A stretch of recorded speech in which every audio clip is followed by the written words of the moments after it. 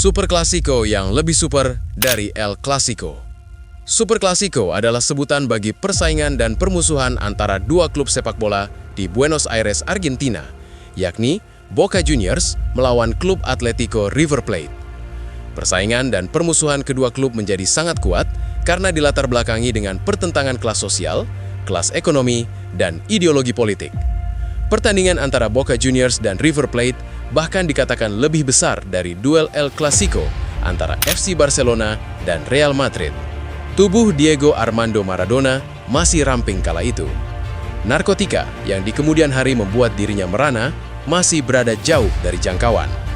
Yang ada dalam pikiran El Diego kala itu cuma sepak bola. Yang dia inginkan hanyalah menjadi pesepak bola terbaik bersama klub yang dia puja kala masih kanak-kanak.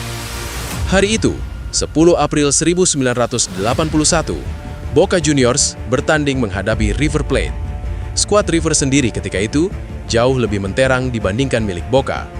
Di sana, bercokoklah para pahlawan Argentina di Piala Dunia 1978, seperti Ubaldo Fillol, Daniel Passarella, Americo Gallego, sampai Mario Kempes. Mereka pun datang dengan menyandang status juara bertahan Liga Argentina. Namun, hari itu memang bukan harinya River, bukan pula harinya Boca. Hari itu adalah harinya Diego Armando Maradona. Dan kebetulan, seragam yang dikenakan El Pibe del Oro adalah seragam biru-kuning milik Boca Juniors. Boca menang 3-0 atas River hari itu. Dan di akhir musim, mereka berhasil mencuri gelar juara dari tetangganya itu. Ketiga gol Boca pada hari itu kesemuanya lahir dari aksi Maradona. Dalam prosesnya, Maradona mampu membuat para bintang River itu jadi tak ubahnya amatilan. Passarella yang dikenal akan ketangguhannya pun dibuat seperti anak kemarin sore. Padahal, seharusnya Maradona lah anak kemarin sore itu. Baik Boca maupun River sama-sama dibentuk pada tahun 1905, dan dalam sejarahnya, kedua tim ini sudah bertemu di lebih dari 200 kesempatan. Walau begitu, di antara ratusan pertandingan itu, tentu ada beberapa yang pada akhirnya benar-benar terpatri dalam memori, dan laga di mana Maradona memperkenalkan dirinya itu menjadi salah satunya. Boca, secara statistik, memang lebih unggul, di mana mereka sudah memenangi 88 pertandingan. Mereka unggul 8 kemenangan dibanding River. Namun, River punya keunggulan dari segi jumlah gelar liga, di mana mereka punya koleksi 36, unggul 4 trofi atas Boca. Selain laga perkenalan Maradona itu, ada beberapa laga sengit lain yang kemudian jadi folklore tersendiri di kalangan supporter kedua kesebelasan. Para supporter River misalnya akan selalu mengenang tahun 1994, di mana mereka mampu menggulung Boca 2 kali selama semusim, masing-masing dengan skor 2-0 dan 3-0. Kala itu, River yang diperkuat nama-nama besar macam Enzo Francescoli, Ariel Ortega, Marcelo Gallardo, sampai Hernan Crespo memang terlalu perkasa bagi Boca. Rivalitas antara Boca dan River ini pun usianya hampir setua sepak bola di Argentina itu sendiri. Sejak awal, mereka berdua sudah saling berseteru, dan hal ini bisa dilacak dari kesamaan akar kedua kesebelasan. Meski akhirnya River dianggap sebagai timnya orang-orang berduit, dan Boca adalah timnya orang-orang kere, pada awalnya, kedua kesebelasan ini sama-sama dibentuk di area industri La Boca yang dipenuhi imigran. Boca dibentuk oleh seorang Irlandia, 2 orang Italia, dan beberapa pelajar setempat. Keberadaan para pelajar itu membuat nama Juniors kemudian dilekatkan. Warna seragam mereka kemudian dipilih berdasarkan warna bendera apa yang merapat di pelabuhan setelah klub itu dibentuk. Dan kebetulan, kapal yang datang itu adalah kapal milik Swedia, sehingga warna biru-kuning pun kemudian jadi pilihan. Sementara itu, River adalah kesebelasan yang dibentuk oleh para imigran Inggris, dan tak heran jika nama mereka pun sangat berbau Inggris. Awalnya, ada 2 tim milik imigran Inggris, dan kedua tim ini mengenakan seragam putih. Untuk membedakan, salah satu tim kemudian menjahit tambalan berwarna merah. Akhirnya, ketika kedua tim ini di-merger, warna yang dipilih adalah warna putih merah itu tadi. Sampai pada 1915, River masih bermukim di La Boca. Stadion kedua kesebelasan ini pun cuma 5 blok. Akan tetapi, River kemudian hijrah ke sebuah area kelas atas, dan di sana mereka mampu menarik massa baru. Sehingga ketika akhirnya mereka hengkang ke El Monumental pada 1938, citra sebagai klub orang kaya itu sudah kadung melekat pada diri River.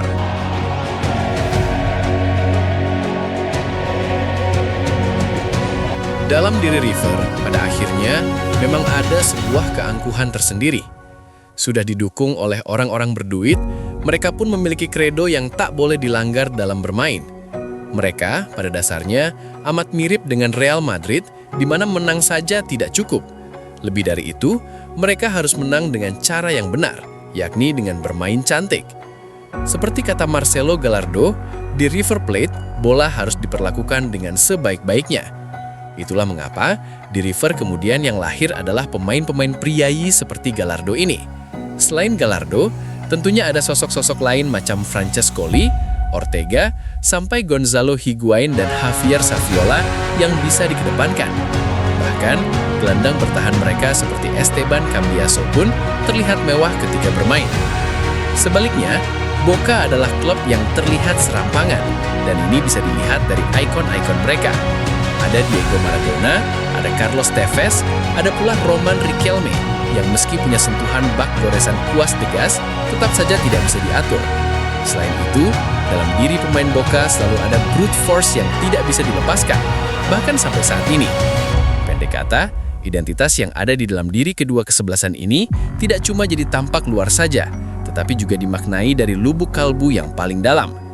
Bagi para supporter Boca, River adalah kumpulan ayam sayur atau galinas, dan bagi supporter River, Boca adalah gundukan tahi atau bosteros.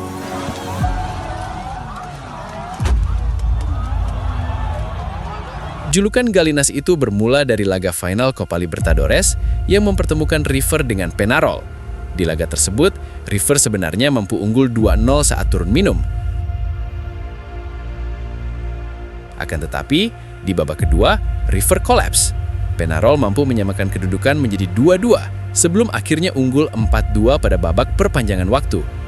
Disinilah identitas ayam sayur itu lahir, dan meski kemudian identitas itu justru diperlakukan sebagai sebuah kebanggaan, di tangan supporter Boca, identitas itu berubah menjadi umpatan menyakitkan.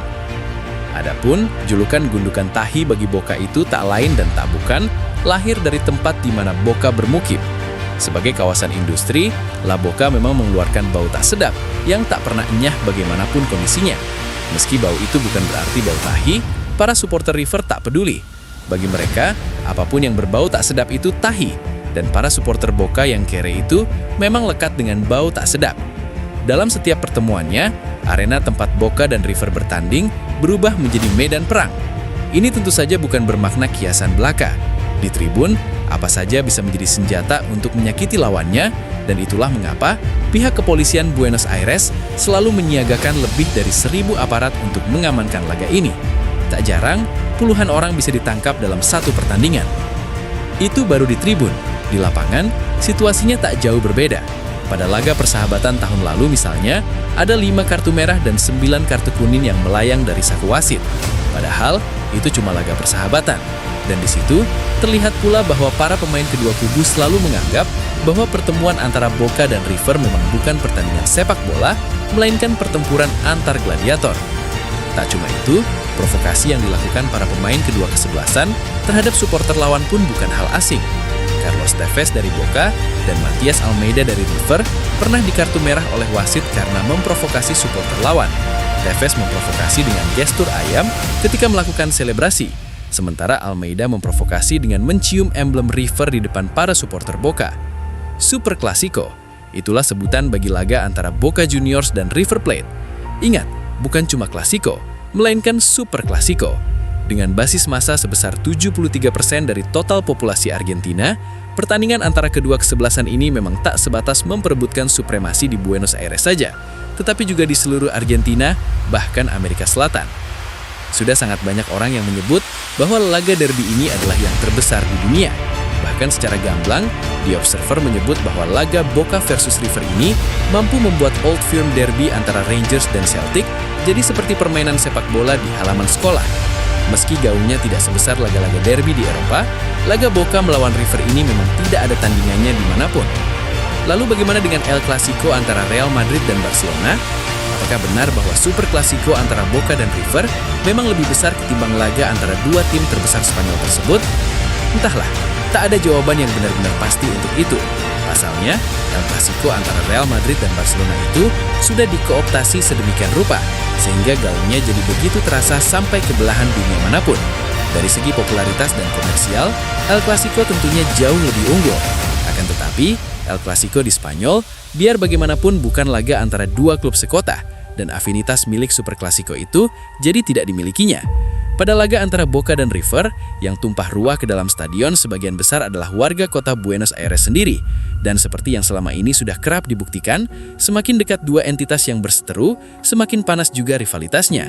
Untuk itu, Super Clasico memang layak disebut lebih super dibanding El Clasico.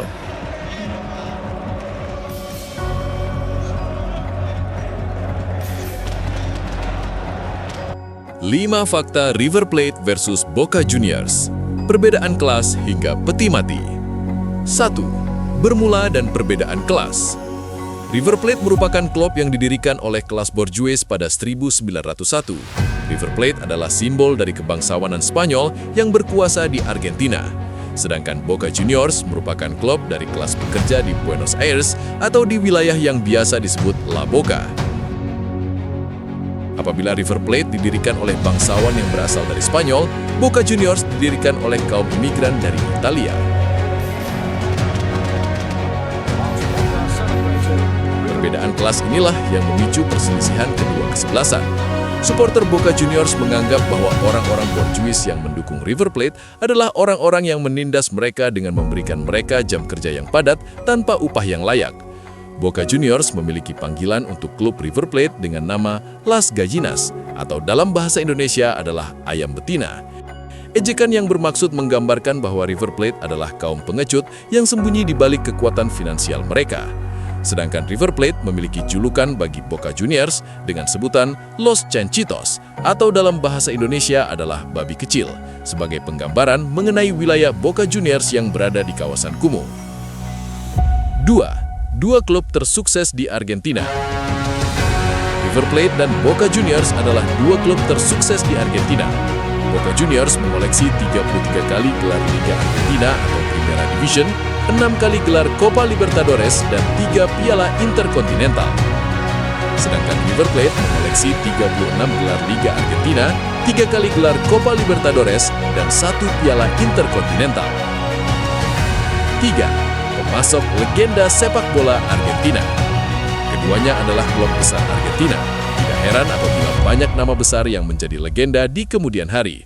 Boca Juniors pernah diperkuat pemain-pemain seperti Diego Maradona, Carlos Tevez, Rodrigo Palacio, Fernando Gago, hingga Juan Román Riquelme. Di River Plate, nama-nama yang pernah memperkuat River tidak kalah tenar. Ada Ariel Ortega, Hernan Crespo, Alfredo Di Stefano, dan idola Zinedine Zidane, Enzo Francescoli. 4. Kiblat dari derby. Penggunaan nama Super Clasico bukan El Clasico menegaskan hegemoni pertandingan antara River Plate dan Boca Juniors.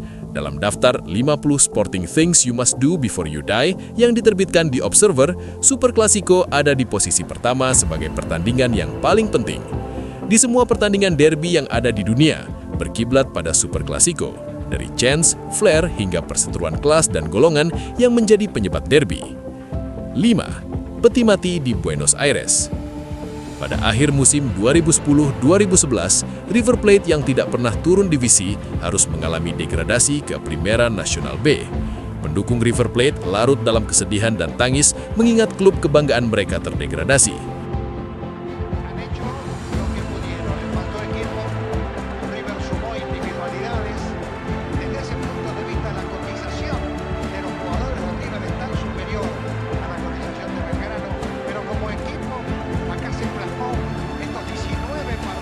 Sedangkan pendukung Boca Juniors berbahagia. Mereka berpesta satu malam suntuk sambil berkeliling membawa peti mati berwarna merah putih dengan logo River Plate di arak berkeliling Buenos Aires.